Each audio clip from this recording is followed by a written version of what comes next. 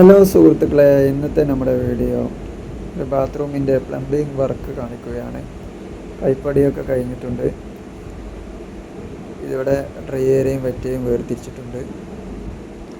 നമുക്ക് ഒരു bathroom 240 centimetre നീളമുണ്ടെങ്കിൽ നമുക്ക് ഡ്രൈ ഏരിയയും വെറ്റ് ഏരിയയും വേർതിരിക്കാം.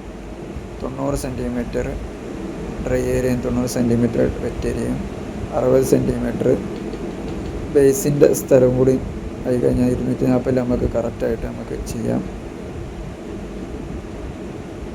ഇനി അടിയിൽ കോൺക്രീറ്റ് ചെയ്യാനുണ്ട്. അപ്പം അതിനെ കണക്കാക്കിയിട്ടാണ് എല്ലാ പോയിൻ്റും ഇട്ടത്. ഇത് നമ്മുടെ വീട് തന്നെയാണ്, എൻ്റെ വീട്ടിലത്തെ വർക്ക് തന്നെയാണ് കാണിക്കുന്നത്.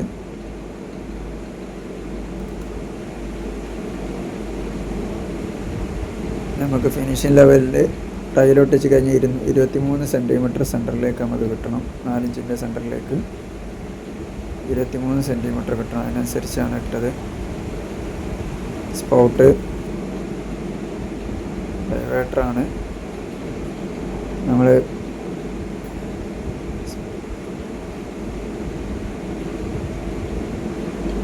ഇനി താഴെ കോൺക്രീറ്റ് ചെയ്യാനുണ്ട്. ഏകദേശം വർക്കുകളൊക്കെ കഴിഞ്ഞ് കംപ്ലീറ്റ് ആയിട്ടുണ്ട്. ഏരിയറിൻ്റെ അൺസീൽഡ് ഫ്ലഷ് ടാങ്കാണ് വെച്ചത്.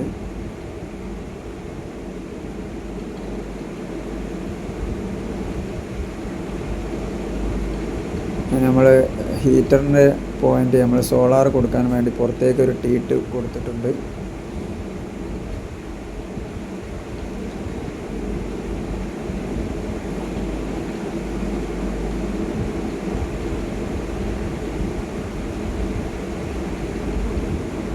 ആ 23 സെൻറ്റിമീറ്ററാണ്, കറക്റ്റാണ്.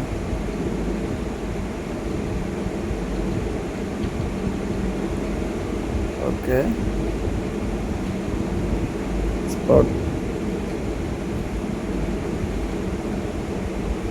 ഹീറ്ററിൻ്റെ പോയിൻ്റ് നമ്മൾ നേരെ പുറത്തൊക്കെ ഒരു ടീ ഇട്ടിട്ടുണ്ട്. ഈ സോളാർ ഹീറ്റർ വെക്കുകയാണെങ്കിൽ അതിനെ കണക്ട് ചെയ്യാൻ വേണ്ടിയിട്ട് പുറത്തേക്ക് ഒരു ടീ ഇട്ടിട്ട് പുറത്തൊക്കെ ഇട്ടിട്ടുണ്ട്.